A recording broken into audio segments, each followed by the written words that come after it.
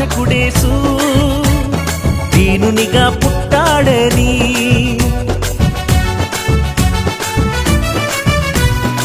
ఆకాశంలో ఒక దూత పలికింది శుభవార్త మన కొరకు రక్షకుడేసు దీనునిగా పుట్టాడని పాప శాపమే తొలగించుటకు గొప్ప రక్షణ మనకిచ్చుటకు పాప శాపమే తొలగించుటకు గొప్ప రక్షణ మనకిచ్చుటకు మన చీకటి బ్రతుకులలోనా ప్రభు యేసు జన్మించెను మన చీకటి బ్రతుకులలోనా ప్రభు యేసు జన్మించెను